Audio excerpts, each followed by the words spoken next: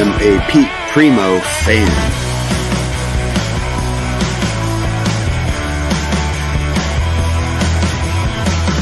Thank you for having me. Your fans are like...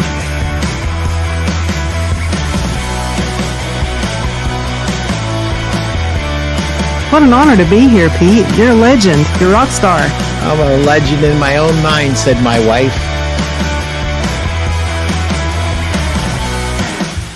If I can do it, anybody can do it.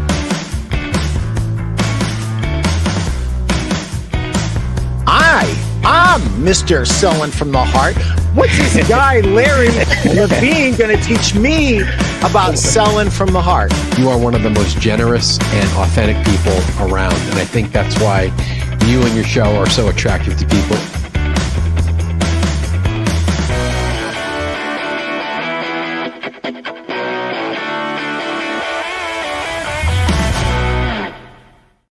Welcome to the Pete Primeau Show. It is episode 237. And today's episode is Ask Pete. That is where the shoe is on the other foot. I will become the guest, and my fabulous producer, Chris Stone, will become the host, and he will ask me questions.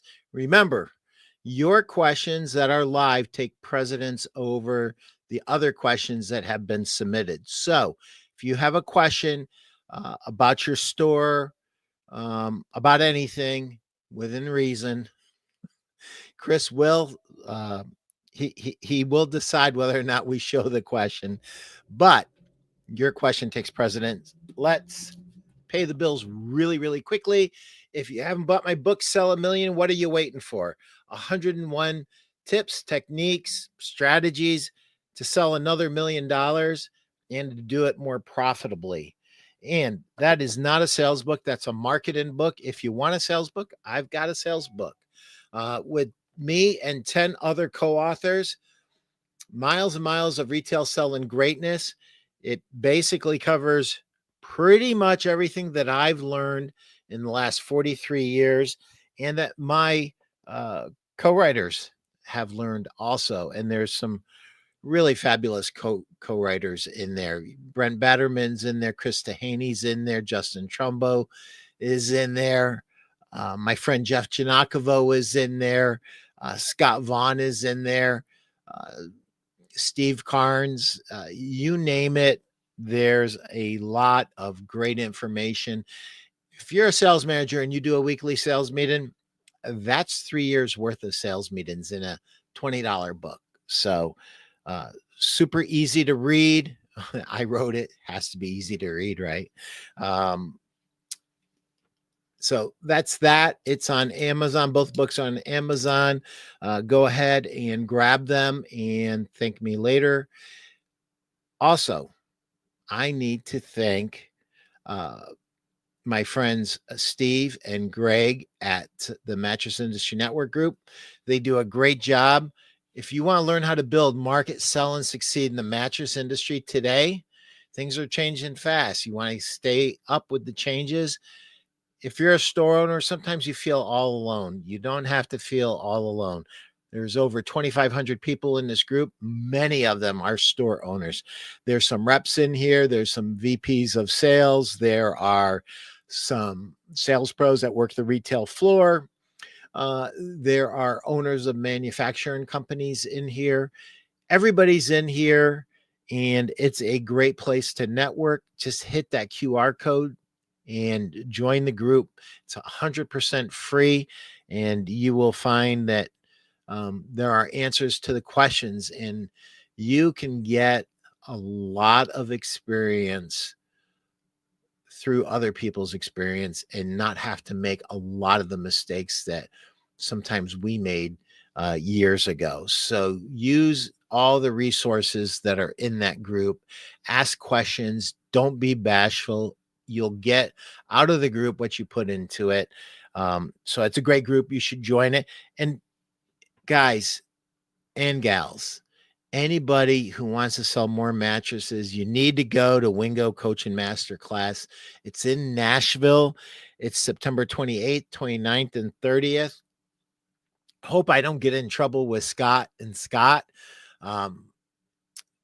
I believe that my code still works. So Pete 2025 should get you $200 off, $200 off um, of the price of the seminar. So a lot of our industry's very best have benefited from this class, and a lot of people have benefited from this class. It's a great class. It took Scott Vaughn 20 years of trial and error to put everything into this class that he's put into. So you want a shortcut to success? This is as close to it as you're going to get. Here's the best part, guys. No Uber, no Lyft, no taxi.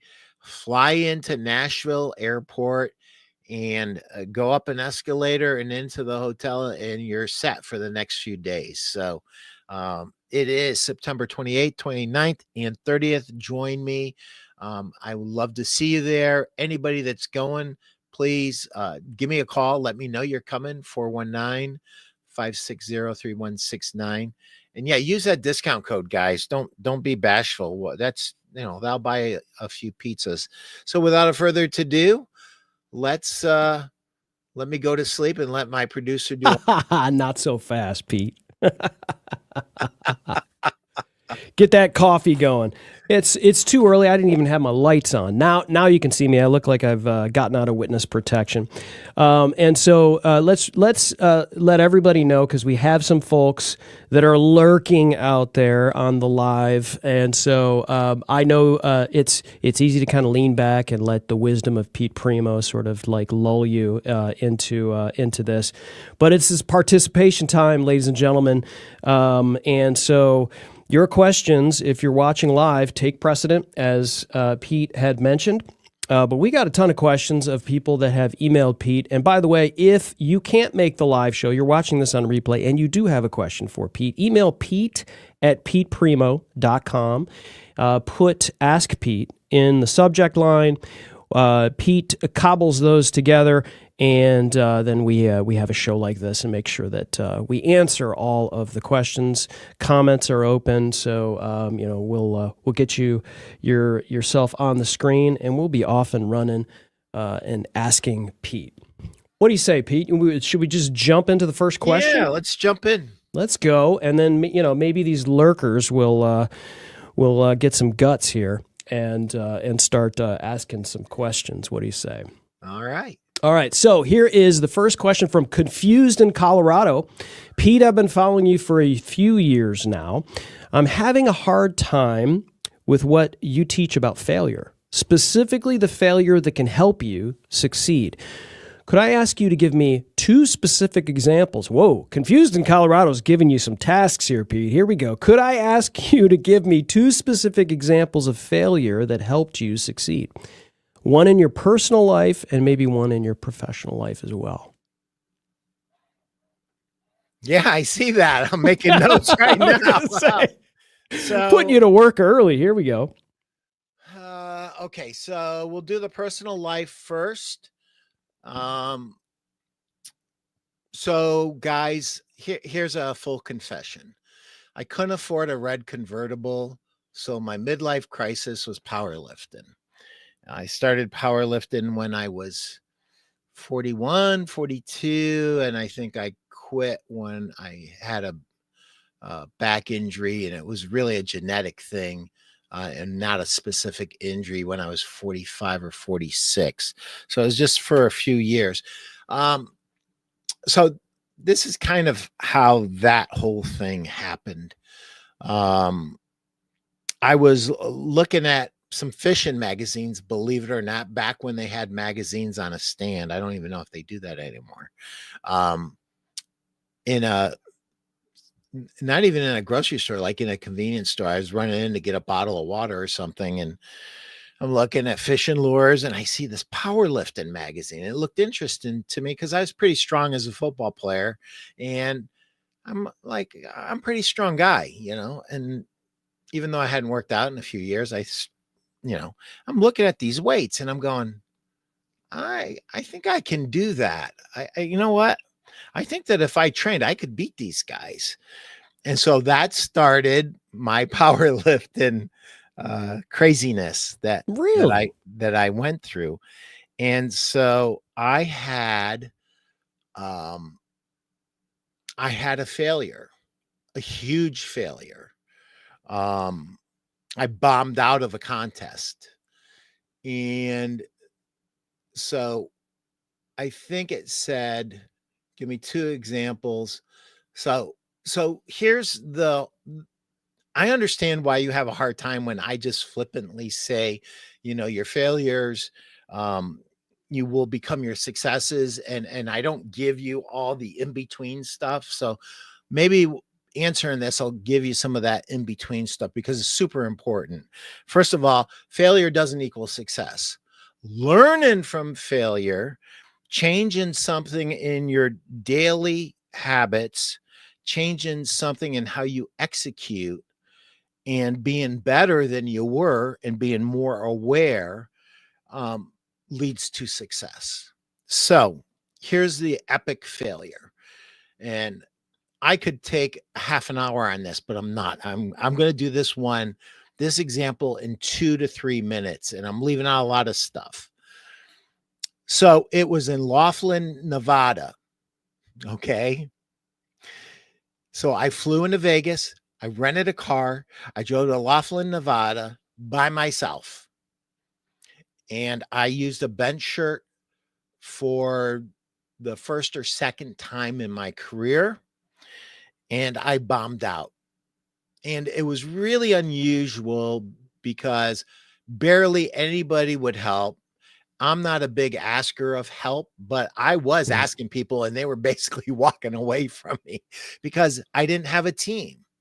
And so here is what I learned from that failure. And I learned, number one, you have to have a team. Number two, you have to train with the equipment that you're going to lift in. You should not be putting new equipment on for the very first time in a meet or your second or third time. Your equipment has to become part of you, and everything has to have a routine. So this is what I learned. So I joined Black's powerlifting gym, and I became part of that team. And so I never attended another powerlifting event that I didn't have my team with me. So that is number one. Number two, is I trained in the equipment I was going to lift in. So there was no surprise. And I guess number three is don't put yourself in situations that are potentially hostile because, and I've never seen that before in powerlifting. When we were at meets, we helped anybody and everybody. If some dude was by himself, we would help him. We would say, hey dude, you need help, you look like you're struggling there. So that was just weird. Most of the time powerlifters are pretty cool people. The dudes in Laughlin, Nevada, I think they didn't know who I was, and I was kind of coming out of left field, and I bombed out. So the epic failure. And that was the last time I ever lost a meet. I won every meet from then until I retired. So without that failure, I couldn't have had the successes that I had because I made changes that I needed to make. So that was a really big failure that led to multiple 26 national and world records in powerlifting, many of which still stand today. My 2200 for 40 to 44 years old still stands in the ISPA. So anyway, enough of that. There was a second one in your professional life. Failure in your professional life that you've learned from. Listen, I had a great sales manager. Her name's Barb Sherman. Now she's married to Bob Sherman. And when she was my boss, she was married to Larry McKay. So she was Barbara McKay back then. And, she was a very, very, very good boss for me. Some people thought she was harsh. I didn't. I loved working with her. She was very clear about her expectations, and she communicated extremely bluntly. And I like that. I mean, I don't like wimps. I don't like people that no, I just don't. I don't, Yeah. I can't, I have no stomach for it. It's like, say what you mean and mean what you say. Mm. And that's the kind of person she was.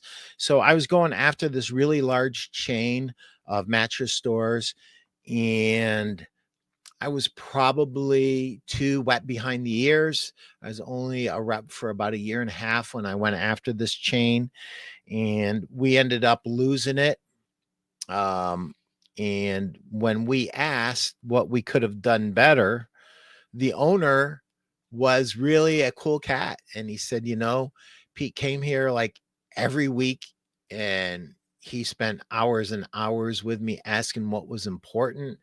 The other rep that actually got the deal went to all the stores and got information from all the other stores. And what I didn't know is I didn't know that that was going to be a group decision. I thought the owner was going to make the decision by himself. So I assumed, and I assumed wrongly. So after that, and it's so funny because, Barbara looked at my face and she knew I was competitive. And that's one of the things that she really liked about me. And that's one of the reasons she hired me. And she knew that I was just feeling utter devastation at that moment. And I did not want to go back in the car with her because I thought she was literally going to fire me. And you know what? Some of the guys that work for Barbara are going to have a hard time believing this. I've just got my hands, and she taps my forearm, and she leaves her hand on my forearm. She says, Peter, this will never happen to you again. I saw the look on your face. I'm not going to beat this thing. Now you know that, and I should have helped you, and I should have made sure that you understood how they were going to make the buying decision, but you didn't. And this is never going to happen to you again. So, some of my other reps, I would have to talk to them about this 2 or 3 times. It's going to be one, and never again will we discuss this. And we never did. Always was and that happened really early, and so I've always been, and I've met reps, and I ask them a question. So you're going after this account, blah, blah, blah. Do you understand how they make buying decisions? And more times than not, they look at me like a deer with in the headlight look, like, what do you mean? Like, do you know how they make a buying decision? Is it a committee? Is it just one person? Who's the one person? Do they take input from other? Who are the shareholders? How does this decision get made? What's the time frame? What needs to happen? Who do we need to bring along? Who do we need to include so that they don't kill our deal at the end because they were an influencer and we didn't know it? And I am shocked. I am shocked to this day. There are owners of mattress companies that don't even know this. And it's like, identifying the decision makers in a sales process will shorten everything like 100x. Yeah. It's just because you spend so much time dealing with this one person, and then all of a sudden you realize, oh, you had to go through someone else or multiple people before this even. And so let's identify that on the front end and shorten that whole process. It's so huge. And you're right. Like, people forget all about that. They talk about objections. They talk about all of these things. It's like, like when someone walks into a mattress store to make a decision, and it's a man and his wife, who do you spend most of the time focusing on? The decision maker, right? How do you identify who makes that decision, right? And so if you're a sales pro in that store, what's that process, right? Like what does that look like? Because it varies. Most of the time it's the wife, right? In our culture, your default position as a salesperson should be the wife, but it's not always true. That's right. In Polish households, the woman is the strongest decision maker out of like Europeans and Irish. Don't ever talk to an Irish man. He does not make the decisions. I come from an Irish family. They do not. All we say is yes, dear. That's it. Yeah. We are trained from like when we're wee little lads to say yes, dear. So you've got to maybe hand them a pint first and then, no. And so, it gets tricky in today's world because, we have people from other countries with a different culture where the shoe's on the other foot. And then, so you assume, oh, okay, this dude's a decision maker, right? Because like, I know his culture, like I know that dude, but here's what we don't count on as salespeople. That dude's been Americanized. And more importantly, his wife has been Americanized. And you might think that he's a decision maker and he is no longer the decision maker. It's one of those subtleties that, that's why I always say that retail sales is as much art as it is science. You have to read the cards in front of you. You have to go deep. You have to be perceptive, and you have to figure out who's who and where is this thing going and how do I invest my time? How do I support? The other piece of it is the support and characters. How do you support them without pissing off the final decision maker? And so there's a lot of pieces to that, but not to get in the weeds. So the lesson was super clear and super easy. And after that, I went on a tear. I opened 20 new accounts in 6 months. I think I talked to some of my buddies at CERTA that I was there with, and they said, no one ever broke that record, Pete. You set the record, like 30 years ago, and nobody has ever broke that record. 20 new accounts in 6 months is what happened after that. And throughout my career, I've opened top 100 dealers that a lot of people thought were very difficult to get to, very difficult to sell. And I've been, just say it, I'm blessed. I've been very blessed.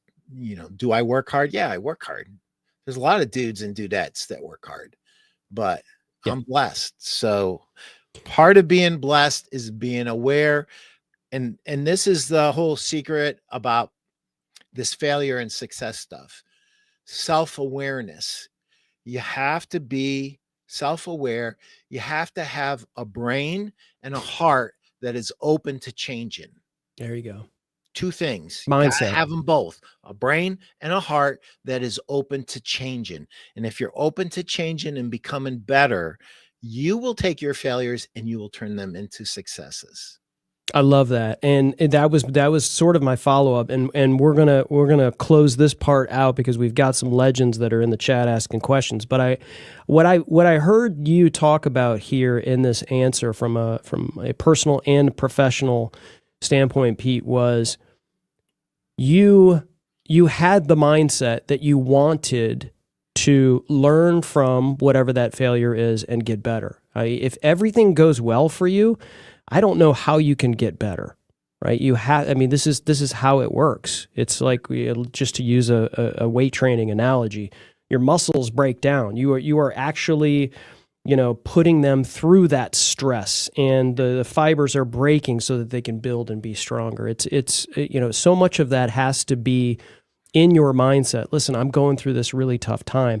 How can I learn from this to be better on the other side? And you have 40 plus years in this industry, so you've made you've made all these mistakes, right? And not every single failure turned out to rainbows and unicorns for you, but you have to step back in the batter's box and keep taking swings, and then learn from it and say, okay, when the slider goes this way, I can't I can't drop my elbow or whatever. I'm using a sports analogy here, but if you have the mindset that, okay, this is an opportunity for me to get better, as opposed to, oh, woe is me, this sucks, or whatever deconstructive mindset you've got, I think that's what I'm hearing you say when you talk about those professional and personal failures. Yep. 100. We got some legends in the chat, Pete. So are you ready? I don't know if you're ready for this. I don't know if you're ready. Well, first and foremost, we want to say hello to David Grange. He says, very well said. Thanks for joining us, David. But we have a question. I think you know this guy. We talked about him earlier. Scott Vaughn from Happy Z's is in the house. Tell me about your new Canadian mattress line, A. Okay, he didn't say A. I'm just saying that. I'm hearing a lot of A. So, Scott, I'll tell you a little bit about it. The name of the line is Dreamstar. They've been in business since 1996 or 1998 in Toronto, and they make great mattresses. They make mattresses the way they used to years ago, before private equity has pretty much ruined this business. Just great quality, great values, unusual product in that they have jumped all over the split head business. You can have a split head for as low as $499 retail. That's a good quality pocket coil hybrid split head. You can do two-sided split heads. Nobody in America is doing two-sided split heads. And Dreamstar is doing two-sided split heads. So it's owned by a small family. They actually work in the business every day, and it's just refreshing. So yes, I'm very excited about it. So thank you, Scott. That was a great question.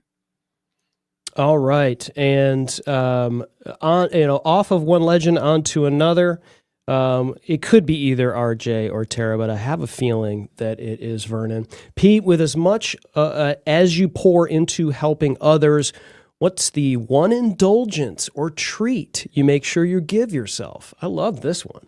I am so glad that Jenny's not here, because she would literally run down the steps and say, Tara, let me tell you something, girlfriend. Here's what Pete. So here is my one, I call it spoiling myself. If I want to be a little bit more scientific, I would call it self-care. And I encourage everybody to find out what that thing is. For me, so when I was powerlifting, I was finding out that my body was having a really tough time recovering, because I was a natural powerlifter, and almost all powerlifters are taking juice, right? And so it's very hard to recover. And one of the things that we added to my routine to help me recover were massages. Well, I fell in love with massages, and there's one thing that I do every week. Right after the show, I hop in my car and I race to my masseuse. I get an hour and a half massage every week, unless I'm traveling. So that is my one indulgence, Tara. So it's almost like, yeah, I would say that is my one indulgence. Jenny could probably give you a bunch, but that's the one that kind of sticks out in my mind, at least. So I would encourage anybody. I don't know how people live without massages. Oh yeah, I love them. I haven't done mine in a while. I did it when I was doing marathons. I would usually get 2 or 3 during training, and they're just so worth it. Oh yeah, absolutely. And I had to pull this image up. I got no approval from the the other host right here. But a lot of powerlifting conversation here on Ask Pete, so I decided to pull in some social proof for you, ladies and gentlemen. This is Peter Primeau doing a 705-pound bench press on December 10th, 2005 at Fremont, Ohio. For those of you who are listening only on the podcast player, go look this up on YouTube. Pete he's surrounded by dudes with open mouth going, holy smokes, this guy's going to do it. Yeah. And I don't think anybody thought that weight was going up because my shirt ripped at the bottom. The shirt ripped. And it made a loud noise and all the support went away. And that bench took about 10-ish, 11-ish seconds, which feels like minutes, because most of the time you can do a bench press in about a second or two. That thing went up slow. So we need to get a massage chair in your living room, Pete. Blake, I think I know somebody that could help me with that. Blake, was that a softball right there? Was that an underhanded softball? He's setting himself up for a sale. All right. Oh, okay. Let's pop back into another question, shall we? Sure. Thanks for those questions and comments. Keep them coming. Your questions and comments they take precedent. But here is the next email from Debbie Downer. Pete, you seem to be positive all the time. I'm not. I wish I was. I know I should be. How do I become more like you, more positive? From Debbie Downer in Delaware. All right. So Debbie, first and foremost, you should not try to be like me. You should try to be more like a happy you, first and foremost. And secondly, you need to remember something. When you see me on these shows, yeah, you don't live with me. Like ask my wife if I'm happy all the time. I'm not happy all the time. I will tell you that. Now, do I tend to be happier than most people? I would say yes. Do I purposely fill my mind with positives? Yes. Do I purposely have a routine that works for me, that helps me stay positive? Yes. So let me just kind of go back, and maybe you can extract some things from like my routine that might help you with your routine. Okay. So, but the most important thing I really want you to understand is you got to be you. I need to be me. And what makes us happier could be two different things. Now, sometimes I like to listen to music from when I was in high school, back when the dinosaurs roamed the earth. That makes me really happy. And so, you could give that a shot. And sometimes I go, how did we some of the music from when I was in high school was kind of depressing and give us a couple of tracks maybe that are on your playlist that you bust out. Maybe pop in an 8-track. I'm trying to, dude, I used to listen to Bob Seger, Turn the Page. Oh, Bob and the Silver Bullet Band. Are you kidding? That's Detroit, baby. Let's go. And before every football game in college, and my teammates hated it.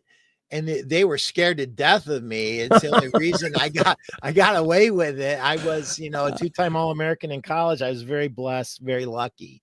And my teammates would not dare cross me. So yeah, I mean, music, I think, can be very therapeutic and very healing. And listen,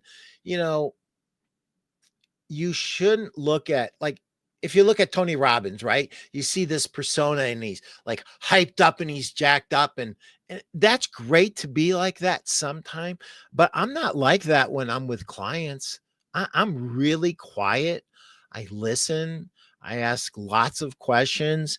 And sometimes do I get excited and I become a little Tony Robbins for a minute or two? Yeah, a little bit sometimes, but not a lot. I purposely do it that way. so going back to this whole thing, back to Tara's question, which Tara, by the way, thank you for that question. It was really a great question. One of the things that a lot of store owners have a problem with, they have a problem putting themselves first. They put everybody before them. They put the store before them. They put their employees before them. They put their wives and their husbands before them. And then you end up this person who is totally stressed out. You're not in the best physical shape because you don't take the time to work out. You don't take the time. You eat on the run. You don't think about your nutrition, and you become a mess. And here's the deal.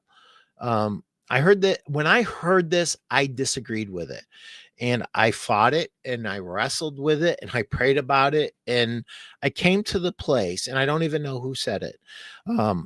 You cannot be a good mother, father, spouse.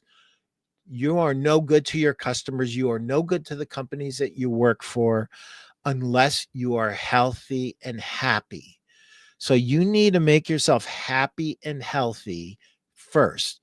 And if you don't do that, you've got nothing to give. You've got nothing to give. So you've got to fight for your nutrition. You've got to fight for a routine that works for you. Now, I wake up at 4 a.m. I work out at 5. I pray from 4 to 5, and I pray from 6 to 7, and sometimes to 8. I pray more now than I've ever prayed. That's what feeds me. That's what keeps me centered. And I don't know if that's for you. I can't tell you, but I can tell you that that's what I do. Yeah. I am selfishly productive when I'm at work. I don't let things interrupt me. I have a callback time scheduled. So when I finally get done with my little self-care routine that I do in the morning, I've got tasks and I have to get to them. I mean, I need to get to them. And I am single-minded in hitting these tasks because they've been prioritized before this day ever happened. So that's the other thing. Establish a routine for your day before you go to bed, and do it early, not late. So this is what I mean by that. Say you're going to bed at 9 or 10. Yep. You should not be 15 minutes till trying to figure out your day. You should already have a framework that's been established for your entire week, at least a week or two ahead of time, if not a month ahead of time. But then things change. And I know things change because I have a lot of responsibilities to a lot of companies, and I need to stay on point for my customers. And so I have basically a don't interrupt. Where is it? Oh, I think Jenny hit it. She didn't like that sign, but it was a don't interrupt sign. And basically, I work in sprints. I work in like hour-long sprints, and I get as much done as I can. And then I have a callback time, and it's usually around 1 to 3. And then I have another callback time where around 7 to 8, I'll be finishing the last things from the day. And I normally go to bed at 9. I really try to go to bed at 9. Wow. That's, I mean, if you're getting up at the 4, only way you can get up at 4 consistently without taking naps. And I can't take naps because I'm too busy. And most of the time I'm on the road. I get in a car crash. So, but Debbie, I would say focus on your routine, purposely be positive, read something positive for you. It could be, for me, it's The Power of Positive Thinking by Norman Vincent Peale. I mean, my grandmother gave me that book when I was like 8 or 9 years old, and it's like torn up, tattered, and I still read that book. I read Jeffrey Gitomer's book, Yes, a Positive, a Yes Attitude. It's a little yellow little gold book. I read something. It's not long. It's a minute, 2 or 3 minutes. I always read the Bible, and I always find something positive in the Bible that applies to my work. And I have a few quotations that I kind of have labeled, and like, so if I feel this way, I go to this quote. If I feel this other way, I go to this other quote. So I have like pre-made pick me up pages that I go to. And I kind of got the idea from my brother, who was in the military. And he said, "Do you have an I Love Me book?" And I said, I don't think I have an I Love Me book. And he goes, "Well, you should have an I Love Me book." And I said, "Well, what's an I Love Me book?" He goes, "Well, like your scrapbook when you played football in high school, that's an I Love Me book. Your scrapbook when you played college football, you should have a scrapbook for your powerlifting. You should have a scrapbook for your professional accomplishments, Testimonials. and when people give you really nice notes, Yeah. those should be in a book, and that you can go to that book when you're not feeling good about yourself and go, Debbie was the best salesperson.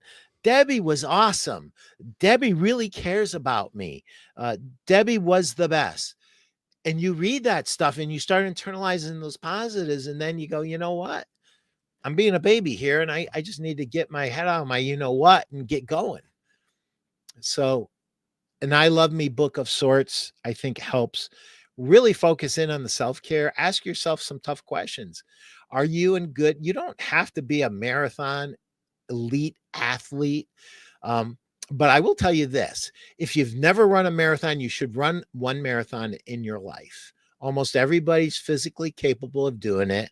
I did mine, I think, in 2001. I did it before I embarked on my powerlifting career.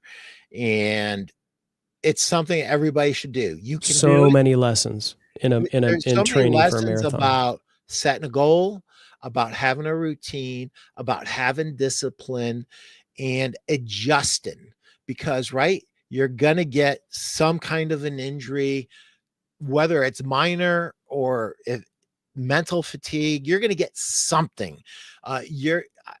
Dude, I never cramped up in an athletic event in my life until I started running marathons. And then I learned that I rode my little bike around my routine.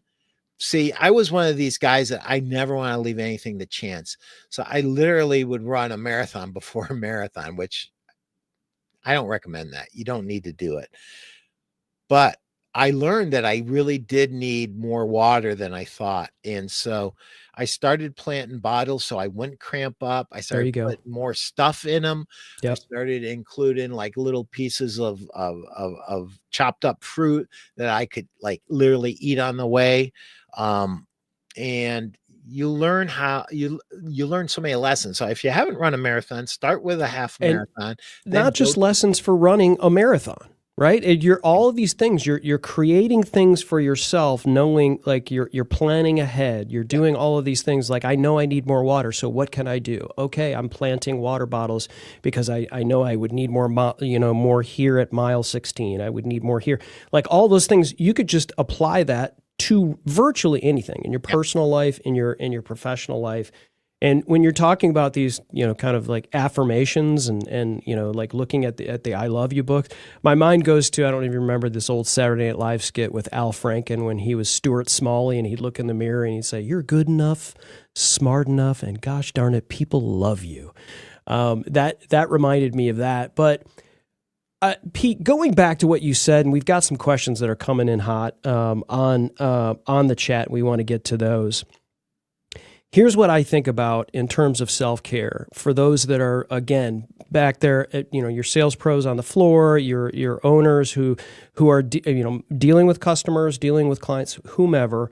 How can you expect someone to come into your location and you're trying to sell them being pain-free, waking up happy, living a better life. How can you expect them to trust that you know what you're talking about when you yourself are tired, you don't want to be there, and you haven't taken care of yourself, showing them the proof that you had a great night's sleep because you took care of yourself? How can you expect your customer to trust you know what you're talking about? And I think that's, you gotta walk the talk, right? Yeah. So if you're a professional who is selling a better night's sleep, Get it. you, you got to be a billboard for it. That's right. And so I always joke, I have two superpowers, eating and sleeping. Those are my superpowers. Andy's in the house. Greetings from the cruise terminal. You are the only person that I know that would watch the Pete Primeau show while they're getting on for a cruise. I Thank love you, it. Andy. God bless you. Have fun, okay? I love it. All right, so we've got a question here coming in from all the legends are chiming in on Ask Pete today. Gordon Heck says, "What steps do you recommend, Pete, to a retailer to prepare for a market or buying group convention?" So, Chris, this is something you need to understand that. Gordon is probably one of the smartest people in this entire industry. I call him the doctor of retail. Oh, yeah. And he studies it like people who have become doctors studied medicine. And so this is what I would say. So Gordon, I worked for Bob Sherman, and, Bob taught us the marketing star. What I did is I took that framework and I expanded it. And basically it starts off with advertising and marketing. And then it goes to display. What does the customer see when they come into your store? And then it goes to your merchandising. And here's the merchandising question. If I could put duct tape on my salespeople's mouth and a blindfold on the customer's eyes, would my merchandising make them want to buy the next step up? That's how good it has to be. And that's an exaggeration, but I'm very comfortable with exaggerations. I'm a salesman after all. Then the next point is sales education. And Gordon, you spent the great majority of your career there. And the next one is service. And if we do all those things right, we get a sale and we get word of mouth advertising. And that's in the center, but then there's three huge arrows that go around that I have to get. If I'm a retailer and I want to win in this business, I have to get these three things. I have to get a referral, I have to get a testimonial, and I have to get an authentic online review, preferably, if I earned it, a 5-star online review, but it needs to be authentic. So with that framework, I would look at my business as a retailer and ask myself and ask my staff and even ask my customers various questions about how can we improve? Where do you see that we need improvement? The most important thing about all of these areas is how do they dovetail into the other one? So if your website is really great, right? Your website's awesome. It has these beautiful pictures, but I come into the parking lot and there's litter all over the parking lot. And then I come into the store and the store is just trashed. Like there's stuff everywhere and nothing makes sense.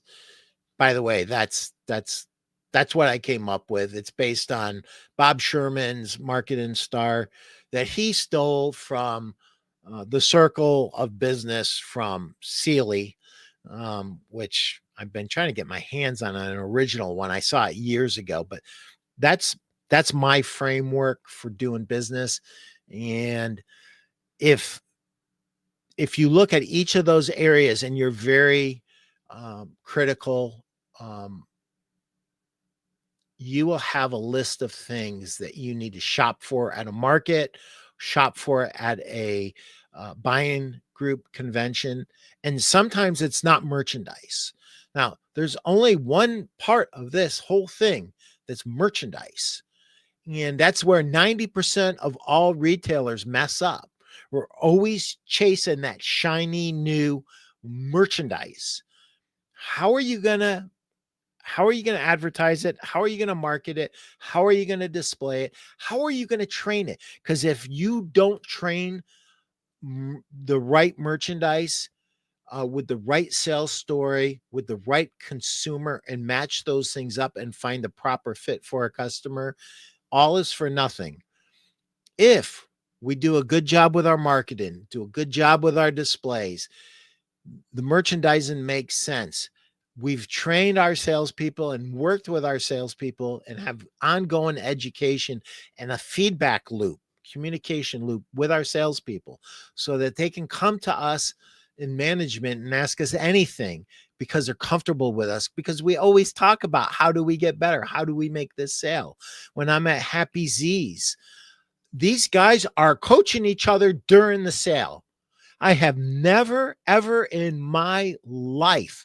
Speaking of that, hey, Seth, Precious Pete, Happy Z's is ready to sell 1 million today. Now, love you, brother. Soli Dio Gloria. Amen, brother. Amen. So these guys actually coach each other during a sale. Commission salespeople coaching each other during the sale, not caring who gets credit, being willing to TO if they need to TO for the best outcome for the customer, for the best outcome for the store. You create a culture like that in your store, like Happy Z's has got, you are going to become extremely, extremely wealthy. So this is what we have to do to perpetuate our business. If we don't execute on each of these points, we're going to find ourselves out of business sooner or later. So stop focusing just on product, focus on these other things.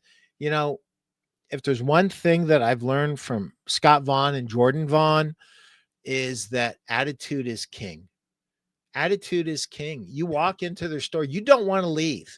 There is love in that store. Like, these dudes love each other, like, and they love their customers. And the energy is so positive in that store. I have never felt that much love in a store. It is an amazing feeling. Recreate that in your store. So, Gordon, getting back to your question, I would try to have a short list of everything. One or two on each item. And I would ask myself, which one do I need the most? I would prioritize it, because here's the deal. There's always so many things to do in any business. And it doesn't matter what the business is. It could be my repping business. It could be a store's business. There's so many things that need to be improved upon that you have to prioritize and ask yourself, which one of these things, if I properly address it, if I fix it, if I do it better, makes the biggest difference in my customer's experience with my store. That's how I would prioritize it. And then I would literally go through that list. You probably end up with 10, 15, 20 things. And then I would just focus on the top 3. But if it's literally, and people hate when I say this, it's hours of work to make those hours that you spend at that market or those hours that you spend at that buying group convention profitable. You might need to spend some time with a world-class sales trainer like Gordon. You know, he did a seminar and I couldn't even see it. And I know it was crazy good because I talked to everybody about it and they were telling me how good it was. You might need to see that seminar more than you need to see merchandise. And I see people just whipping like apples at their screen. Like, how dare you? Well, yeah. How dare I? I'm speaking the truth to you because I love you and I care about you and I want you to win. So Nice. All right. We have another comment coming in here from Pascal Roberge. I hope I didn't, or Roberge. I hope I didn't mutilate that name. Great question. We manufacturers work hard to be ready, and we always look for buyers to be ready to work. Yep. Thanks for joining us. If anybody's got questions, we're running right up against time. But we're going to jump into the next question, Pete, really quickly. This is from Possibly Going For It. Hey, Pete, my business isn't horrible, but it sounds bad out there. I own 3 mattress stores. We are still profitable. I was approached regarding a possible 4th location, which is ideal. It seems like a great deal. If business was good, it would be a no-brainer. Based on your experience, what criteria would you use to make this decision? This is Possibly Going For It in Pennsylvania. That framework that I just put up, I would go through that and I would critically evaluate your business. And I would ask myself, how good is my marketing? How good is my display? How good is my merchandising? Is my sales education, as strong as it needs to be? Is my delivery process and experience for the customer as strong as it should be? Is the service as strong as it should be? Or do I have big gaps? If I have big gaps, am I getting 5-star online reviews? Am I getting testimonials? Am I getting referrals? If I'm executing well on these basics, then maybe it's time to consider another store. Can you go back to the question? Sure. It is basically, should I get a 4th? And then what would be the basis for doing that or not? So when you go from 3 to 4, there can be incredible cost savings. Everything can get cheaper. Here's the deal. That varies from store to store. I don't know how big these stores are. I don't know what is required to staff them. If you only have to add 1 full-time salesperson and you had a floater between your 3 stores, but that floater could easily help with a 4th store, it might be more of an ideal situation. So I'm going to say something to you that might get some popcorn thrown at the screen. Don't borrow other people's trouble. All right. Look at your numbers. If your numbers are solid and they're good, you're seeing people complaining out there. Not everybody's business is good. I'm super blessed that I have enough strong stores whose business is strong to compensate for the majority that are weaker. I'm just lucky. And for some reason, I've been attracted to stronger retailers, and retailers who are stronger want to do business with me. And I've been blessed with that. So I'm very thankful for that. It makes sense if not everything needs to be perfect, but you need to be super solid. And so one of the questions that I always ask, if you were to write me a check for $20,000 and said, we're going to spend all day together, and Pete, for the 43 years, everything that you know, everything that you've learned, the wins, the losses, everything, how would you approach it? Super simple. What's the worst thing that could happen? And you have to, so here's one. All right. You're looking at this new store. It's in a shopping center. The landlord tells you it's X amount. You already told me it's a good deal, so I'm going to trust you. It's a good deal. Is the anchor store that he or she keeps referring to that's so strong, that's going to help you get so much business, is it guaranteed in your lease? Because you need to put that in your lease. If the anchor store leaves, I get out of my lease. All right. That's something that a lot of people forget to put in their leases. So have outs. So what I'm suggesting to you is protect the other 3 stores from the worst possibility. The worst possibility is the 4th store is a loser.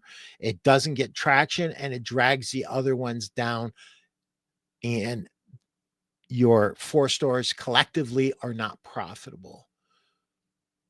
So protect yourself. Do a 1-year lease with an out if the anchor gets out, that has guaranteed renewable pieces to it. So it extends out, but you can get out of it. Easier said than done. A lot of landlords are very set in their ways. So that's the worst thing that can happen. What's the best thing that can happen? The best thing that could happen is you don't have to hire anybody else because you already have somebody else trained, and you were kind of looking for a store for them, and you don't even have to hire additional salespeople. You might have one too many, and the 4th store really creates some synergies for you. So I don't know enough to really give you all the answers, but that's a handful of things. Let me say this, because I see we're running out of time. Call me at 419-560-3169. I'm happy. It doesn't matter if we do business. It doesn't matter if we ever do business. I've been blessed by this business, and I'm here to help. And if I don't have the answers, I'll put you, I have friends like Scott Vaughn and Jeff Janakovo who are absolutely brilliant. And, I will put you in touch with them if I can't help you. So call me and we'll get to it. Man, that went by quick, buddy. Ask Pete is just too much fun. And the clock just it's 10x'd, man. I mean, it was like, holy smokes, we're over an hour already. But these episodes are chock full of great information for everyone. And just a reminder, if you're still hanging out with us, and I see there are folks if you had questions that we don't get to, please just email Pete at peteprimeau.com. Put Ask Pete in the subject. If you can't catch this at noon Eastern every Monday, we do Ask Pete, I don't know, every 5-6 weeks or so? We try to do it every 6 weeks. Yeah. So, and this is a great way to get questions answered. If you don't want to put your name in there, and you want to be known as, possibly going for it in Pennsylvania or something like that, we can be certainly considerate to that as well. Pete, this was another fantastic show. I appreciate you having me aboard. I'm going to take my shoe off of my foot, hand it back over to you, and let you sign us off, sir. Thank you, Scott Vaughn, Tara, David, and Pascal, for your questions. Hey, Glenn, Texas Mattress Barn. Thank you. And Chris, thank you. You're Anybody welcome. out there that needs a podcast, this is the guy right here. Not only can he sit there and do all the things behind the scenes like the Wizard of Oz and make everything come out looking great, but he can actually step in and host better than I can host. So Please. If you guys, anybody out there who needs a podcast, you're thinking about doing a podcast, give Chris Stone and Cast Ahead a call. Thank you, Where Pete. should they call, brother? 678-231-5611. Or you can catch me at castahead.net, and I'm at chris@castahead.net. Awesome. Everybody, go forward and sell $1 million this week. Thank you for your questions. Take care, everybody. Bye. Thanks, Pete.